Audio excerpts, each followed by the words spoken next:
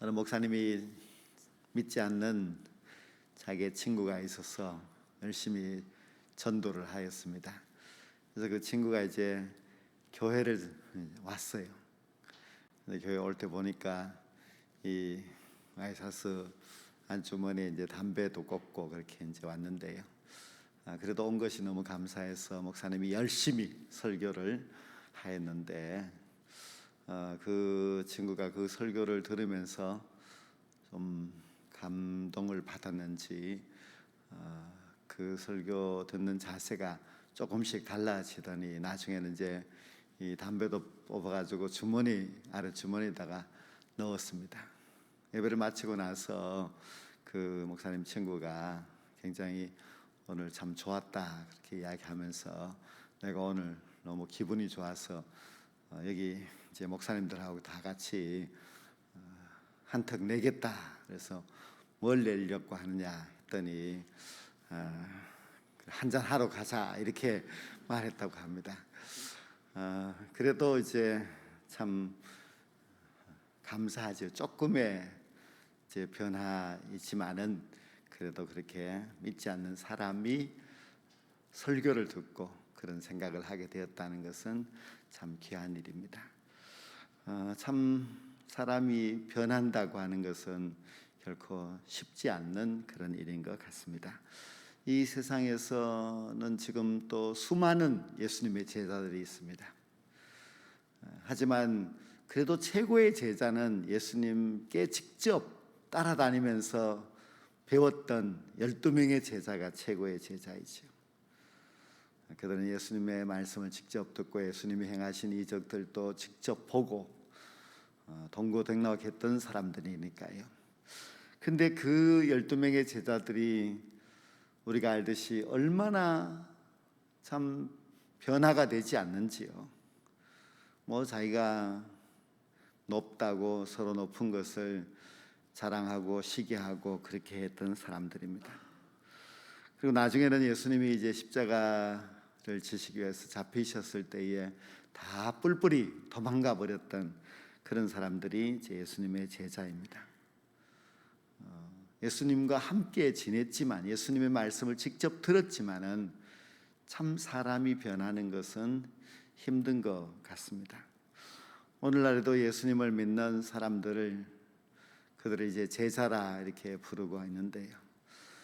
그러나 예수님께 직접 배운 제자들도 그렇게 변하지 않는데요. 그냥 예수님이 하신 성경의 말씀을 듣고 변한다고 하는 것이 참 쉬운 것이 아닌 것 같습니다. 그래서 많은 사람들이 설교를 몇백 번, 몇천 번 듣고 해도 잘 변하지 않습니다. 물론 그 중에서는 어떤 사람은 한 번의 설교를 듣고도 변화되는 사람도 있기는 있지만은 그러나 오래 교회를 다니고 많은 설교를 들어도 잘 변하지 않습니다. 그래서 어떤 계기로 변할까? 많은 사람들이 고난을 통하여서 많이 변하는 것은 있습니다. 자기의 어떤 영적인 체험을 통하여서 또 어려움의 시간들을 보내면서 변화되기도 합니다. 사람의 변화가 참 힘이 든 것은 사실입니다. 제가 어느 교회를 이제 우연히 지나가다가 가보았는데요.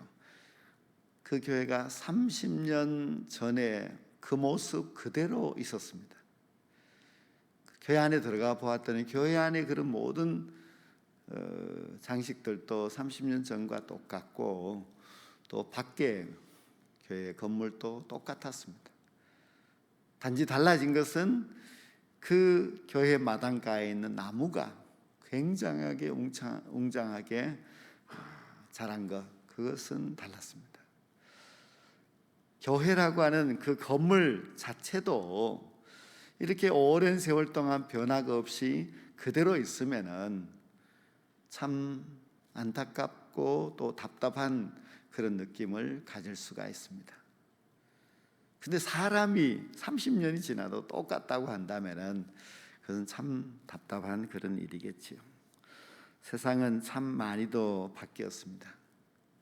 그런데 교회도 거기에 발맞춰서 자꾸 변화되어 나아가야 하는데 교회가 변하지 않고 그대로 멈추어져 있으면은 그것은 참 세상 사람들이 볼 때도 안타까운 그런 모습이고, 또 우리는 항상 여기 안에 있으니까 잘 모르지만은, 그러나 오랜만에 이렇게 와보는 사람들이 느낄 때에 이 교회는 참 변화가 없다, 그렇게 생각을 할 것입니다.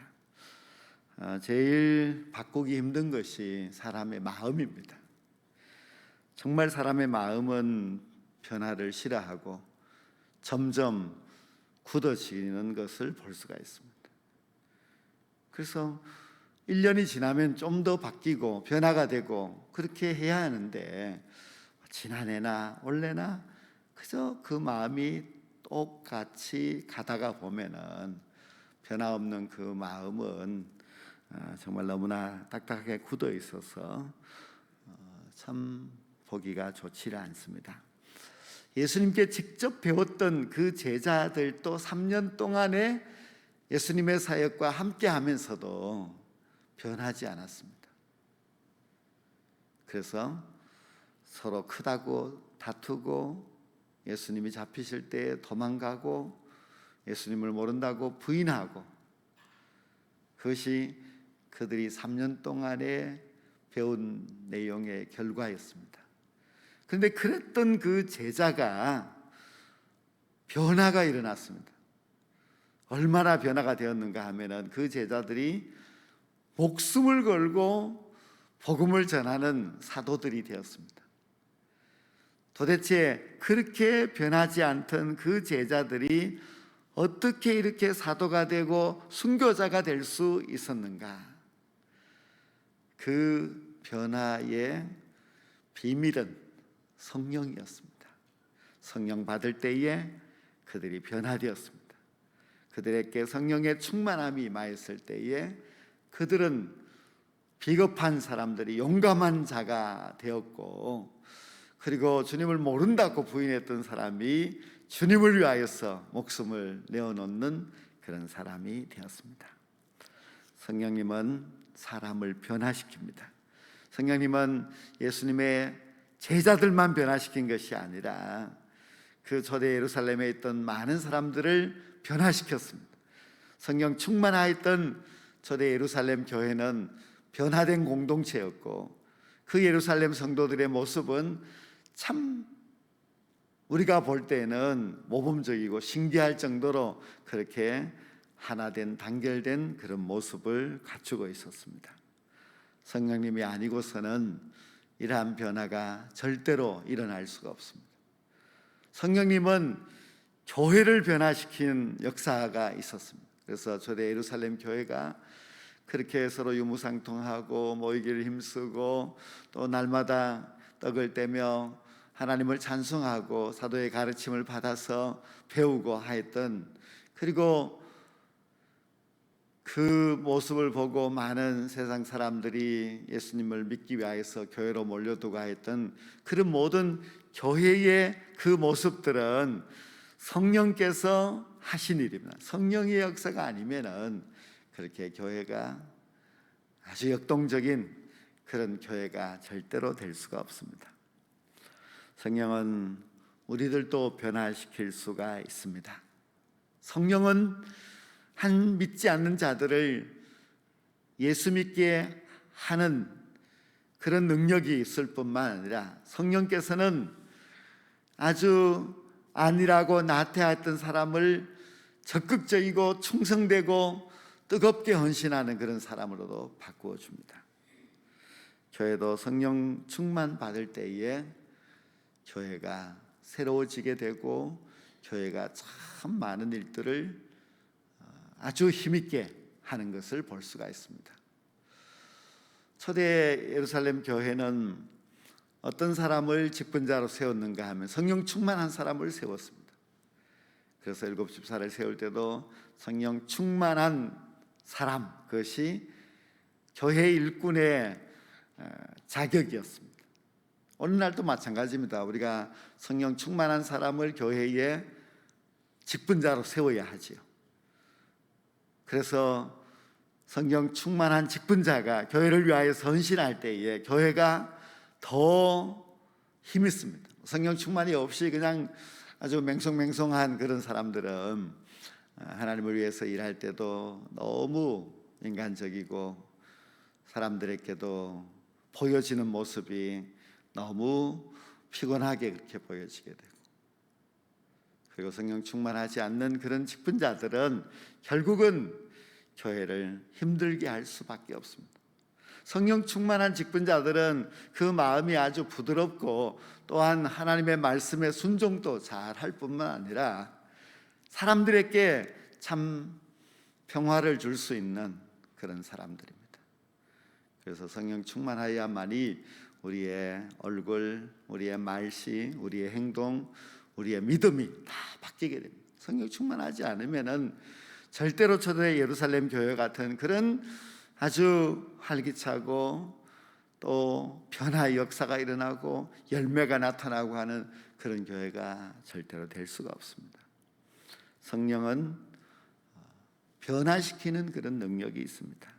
성령님은 마치 물을 가지고 포도주를 만드는 것처럼 물과 같은 그런 사람들을 포도주와 같은 사람으로 만드는 그런 능력이 성령님에게 있습니다.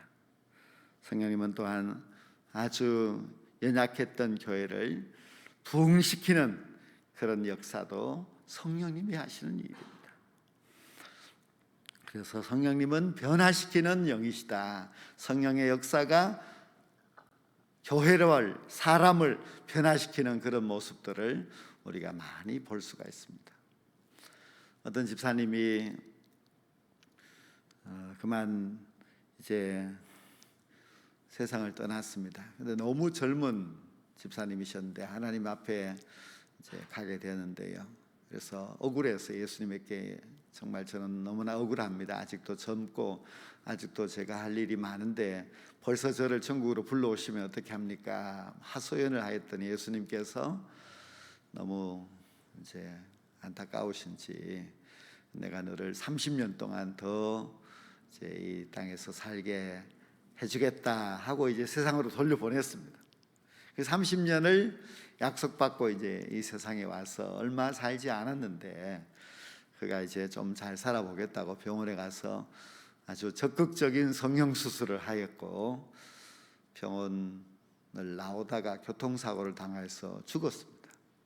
그래서 천국에 갔더니 이제 예수님께 따지는 것입니다. 분명히 예수님이 30년 더 살게 해주시겠다고 했는데 이렇게 몇 달도 못 살고 왔습니다. 그때 예수님께서 너냐 내가 못 알아봤다 그렇게 말하더랍니다. 사람은 이 성형수술이라든지 아니면 자기의 외모를 꾸민다든지 좋은 옷을 입고 하면은 참 변화된 그런 모습을 볼 수가 있습니다. 누가 누굴까 할 정도로 그렇게 아주 외모적인 변화의 모습은 얼마든지 할 수가 있습니다. 그러나 그 내면의 변화는 성령으로 절대로 할 수가 없습니다. 사람의 그 내면의 변화는 인간의 방법 힘으로 할 수 있는 것이 아니라 오직 성령님께서 역사하셔야만이 그 내면이 변화가 될 수가 있습니다. 그래서 우리의 내면의 변화가 가장 중요한데 그 내면의 변화는 성령의 역사가 아니고서는 절대로 있을 수 없는 일입니다. 성령을 받으면은 최고의 그 표적이 바로 변화입니다. 저 사람이 성령 받은 사람이구나 하는 것을 우리가 실감할 수 있는 그 방법은 그의 변화된 모습을 보면은 잘 알 수가 있습니다. 그래서 성령 받은 사람은 새 사람이 됩니다. 성령 받으면 변화되어서 새 사람이 될 수가 있습니다. 성령을 받은 사람들은 예수님의 그 제자들처럼 변화된 사람, 새 사람, 하나님의 능력을 입은 사람, 하나님의 역사를 증거하는 그런 사람들이 얼마든지 될 수가 있습니다.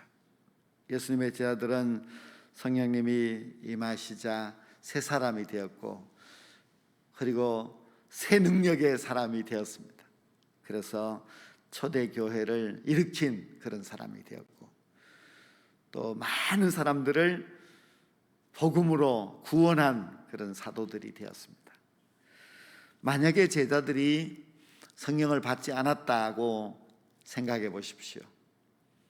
그러면은 사도행전 2장부터 그 역사가 이제 없습니다. 그러면은 그 예수님의 12명의 제자 3년 동안 예수님을 따라다녀도 변하지 않았던 그 제자들이 예수님 또 계시지 않고 성령도 받지 않았을 때에 그들의 모습은 아마 너무 오합지졸의 그런 모습이고 세상을 전혀 변화시킬 수 없었고, 그리고 그런 초대교회의 역사를 이룰 수가 없습니다. 우리가 그런 모습을 생각해 본다면 성령 받지 않은 사람, 성령 받지 않는 교회는 오합지졸과 같이 그렇게 될 수밖에 없다는 것을 잘 알 수가 있습니다. 성령 충만 받아서 우리는 새 사람이 되어야 하고, 성령 충만 받아서 하나님의 새 일꾼이 되어야만 합니다. 우리의 삶의 목적이 바뀔 수가 있습니다. 성령 충만 받아야만 사도도 될 수가 있고 순교자도 될 수 있고 그런 것이지, 성령 충만 없이는 절대로 어떤 변화의 사명을 감당할 수가 없습니다.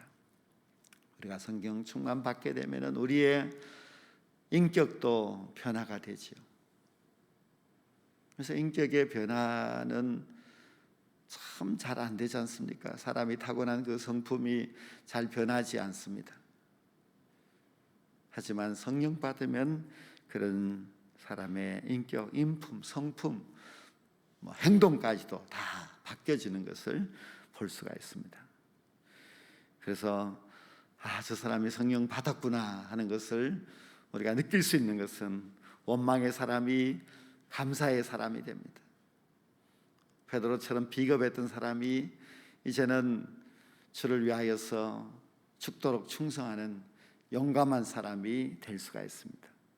부정적인 사람이 긍정적인 사람으로 바뀌는 것도 바로 성령 충만한 사람의 나타나는 역사입니다. 불충성하던 사람들이 충성한다. 성령 충만 받으면 얼마든지 할 수가 있습니다. 하나님을 기쁘시게 하는 최고의 헌신자도 될 수가 있습니다. 우리는 사도행전 2장, 3장, 4장 그 말씀들을 보면은 성령이 아니고서는 이런 일이 어찌 일어날 수 있을까 싶을 정도로 참 대단한 역사가 일어났습니다.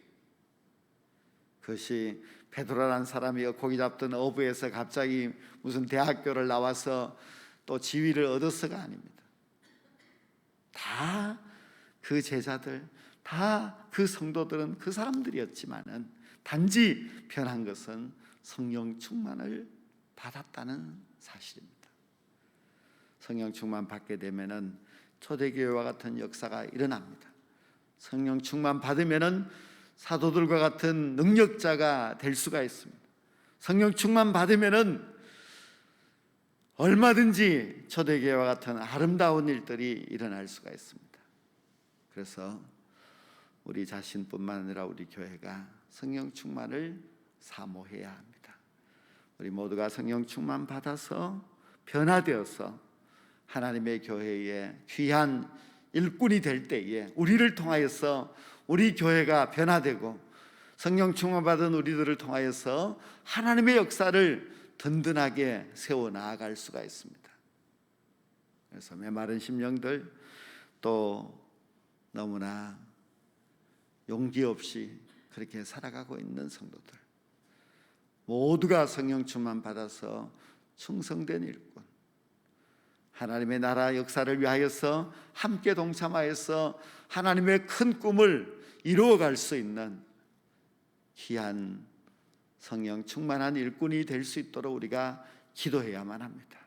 오늘 우리 자신뿐만 아니라 우리 교회, 또 우리가 알고 있는 모든 지체들이 성령 충만 받아서 변화되어서 하나님의 역사를 멋지게 이루어갈 수 있는 그런 귀한 교회가 될 수 있도록 우리가 기도할 때에 하나님께서 이런 작은 시작을 통하여서 마가다락방의 그 역사처럼 작은 시작을 통하여서 하나님의 큰 능력의 역사를 우리 교회를 통하여서 반드시 이루어 주실 줄로 믿습니다. 기도드리겠습니다.